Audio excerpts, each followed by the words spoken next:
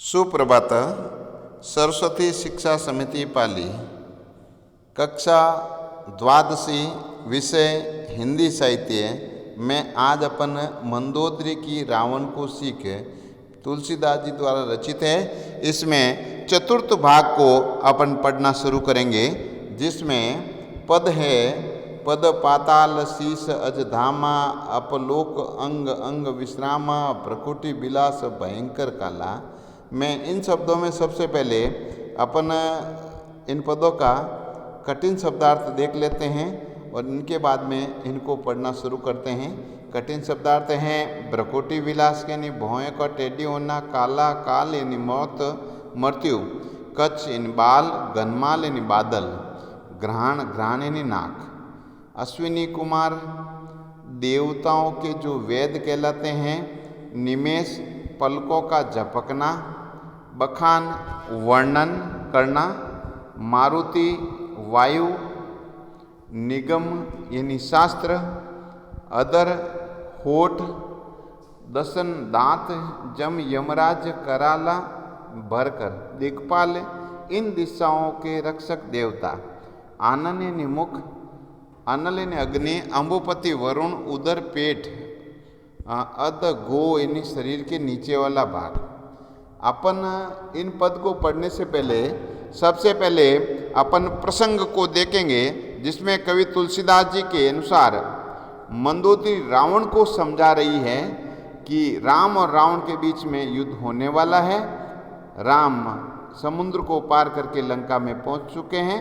उस समय मंदोदरी रावण को समझाती हुई कहती है कि वो राम को साधारण मनुष्य न समझे। अरे राम तो विश्व स्वरूप विराट महापुरुष हैं। वो बताते हुए कहती है कि राम के अंग अंग में संपूर्ण विश्व अर्थात वेद पुराण देवता आदि स्थित हैं और राम की शक्ति कोई ईश्वरीय शक्ति के रूप में है, ईश्वरीय महिमा के रूप में है और उन विश्व रूप होने के कारण यहाँ मंदोदरी अपने प्रीतम से निवेदन करती हुई कहती है कि हे प्रीतम, आप राम से बैर मोल न लें। अब अपन इन पद को पढ़ना समझना शुरू करते हैं। यहाँ भगवान राम की स्तुति और महिमा गाती हुई मंदोदरी कहती है कि पद पाताल शीस अज धामा, जिनके पाँवों में पाताल है।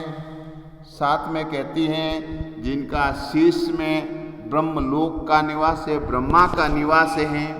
और साथ में अन्य अंग जो अन्य लोक अपलोक अंग अंग विश्रामा, और उनके शरीर के प्रत्येक अंग में अनेक लोकों का निवास माना गया है।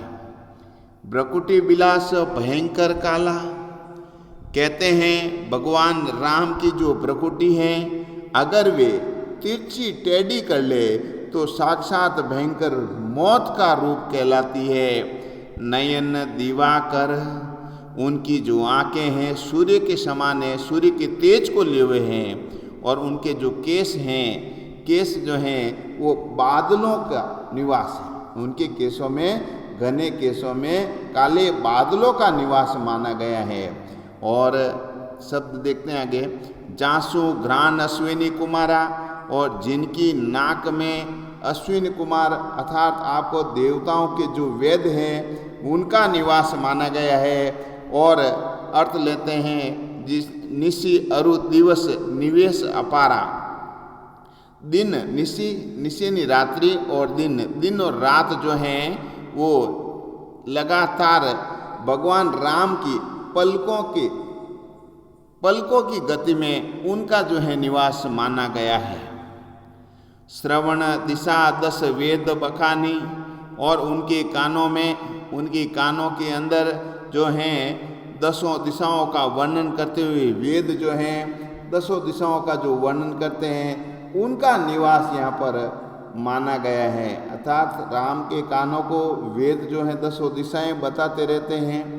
बड़े आगे कि मारुत श्वास निगम निजबानी, यहाँ पर पवन जो हैं उनकी श्वास में बसती हैं और उनकी जो निज वाणी, वाणी यानी वाणी, उनकी वाणी में वेद का निवास माना गया है। निगम यानी शास्त्र, निगम का अर्थ क्या लेंगे आप? शास्त्र। अदर लोभ, उनके जो होठों में लोभ रूप में, लोभ जो है उनके होठ रूप में पाया जाता है, और दांतों में जम दसन कराला, जम का मतलब यम, साक्षात भयंकर काल जो है उनके दांतों में निवास करता है। माया हास बहु दिक्पाला, और सांसारिक जो मोह माया है, यहाँ मोह माया के बारे में बताते हुए कवि कहता है कि सांसारिक मोह माया, उनकी हंसी ही एक तरह से सांसारिक मोह माया या माया है, और उनके जो हाथ हैं बाहु यानी हाथ, बाहु जो है दिक्पाला, उनके हाथ जो हैं इन दिशाओं की रक्षा करने के लिए दिक्पाल के रूप में उपस्थित हैं। आनन अनल, उनका जो मुख है वो आग को लिए हुए हैं, मुख अग्नि है। जीव, उनकी जीवा, भगवान राम की जीवा जो है अम्बुपति, अम्बुपति का मतलब है पानी वरुण देव, और उनकी उत्पत्ति पालन प्रलय समीहा, और यहाँ कहते हैं इस पृथ्वी की उत्पत्ति, इस पृथ्वी का पालन पोषण, इस पृथ्वी का संहार सभी भगवान की जो है इच्छा के अनुसार चलता है। एकमात्र उनकी चाह, एकमात्र इच्छा से ये सारे कार्य संपन्न होते हैं।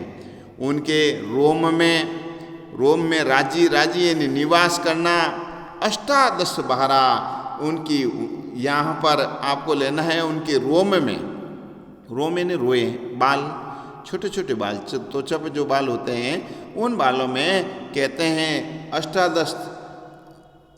अष्टादश का अर्थ आप ले लेंगे 18 पुराण और विद्याएं जो हैं उनके रोम में निवास करते हैं। अब आगे बढ़ते हैं। अस्थि शैल, उनकी जो अस्थियों में यहाँ पर पर्वत का निवास माना गया है, और उनके शरीर में साथ में सरिता नस झारा, जो नसों का जो जाल है वे नदियों के रूप में ये नसें, धमनियाँ और शिराएँ फैली हुई है। और साथ में उदधि, भगवान राम का जो पेट है वो पेट ही समुद्र है, और साथ में शरीर का जो अधोभाग है, अधोभाग जातना, शारीरिक जो कष्ट हैं, यम यातनाएं हैं, ये शरीर के अधोभाग में निवास करती हैं। जग में प्रभु का बहुकल पाना, ये प्रभु जो हैं भगवान राम जो हैं संपूर्ण संसार के सभी भागों को जो है अपने शरीर में पाले हुए हैं। इनके बारे में जितना कुछ कहें, वे जो विश्व स्वरूप राम हैं उतना कहना भी कम रहता है। दुआ है। अहंकार शिव बुद्धि अजमन अशीष चित महान, मनुज बास सचराचर रूप राम भगवान। तो यहाँ पर कवि कहता है कि भगवान राम को जो है, राम का अहंकार ही शिव है, उनकी बुद्धि जो है, उनकी प्रभु की जो बुद्धि है वही ब्रह्मा है, और उनका जो चित्त जो है, यहाँ पर कहते हैं चित्त जो है साक्षात विष्णु का रूप है, अर्थात इन तीनों में पंच महाभूत का निवास माना गया है। मनुष्य बास, और साथ में कहते हैं इस संसार में रहने वाले सारे मनुष्य और इस चराचर जगत के सभी जो प्राणी हैं वे भगवान राम का ही रूप है। इस संसार में चराचर जगत में जो भी जीवित प्राणी है उन सब में भगवान का रूप है। और यहाँ मंदोदरी समझाती हुई कहती है, अस विचारी सुनु प्राणपति, हे प्राणपति, हे पतिदेव, आप एक बार मेरी बात को समझकर थोड़ा विचार करें और समझें। हे प्रभु सुन बैरू बिहारी, आप जो हैं इस बैर को जो है त्याग दें।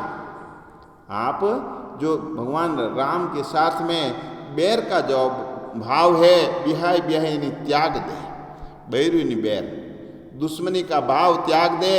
और साथ में आप जो हैं कहते हैं कि हे पतिदेव, आप प्रीति करूँ, प्रेम करें भगवान राम के पदों में, और भगवान प्रभु श्री राम के चरणों से प्रेम करें, तभी जो है मेरा मेरा जो सुहाग है अही वात न जाए, तभी जो मेरा सुहाग सुरक्षित रह पाएगा। इसी बात को मैंने समझा के एक बार यहाँ पर लिखा है। आप देखेंगे कि कवि ने तुलसी के अनुसार मंदोदरी रावण के समक्ष महिमा का वर्णन करते हुए पूर्ण रूप से जो बातें बताई है वही बातें मैंने यहाँ पर लिख दी हैं। अपन विशेष की ओर आगे बढ़ते हैं। कवि तुलसी के अनुसार मंदोदरी ने भगवान राम के विश्व स्वरूप वर्णन किया है। एक आदर्श पत्नी की भूमिका यहाँ सिद्ध की है।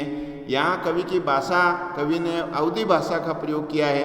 प्रसाद गुण और चौपाई एवं दोहा का प्रयोग यहाँ पर किया है। उपमा, रूपक, अनुप्रास, अलंकारों का प्रयोग हुआ है।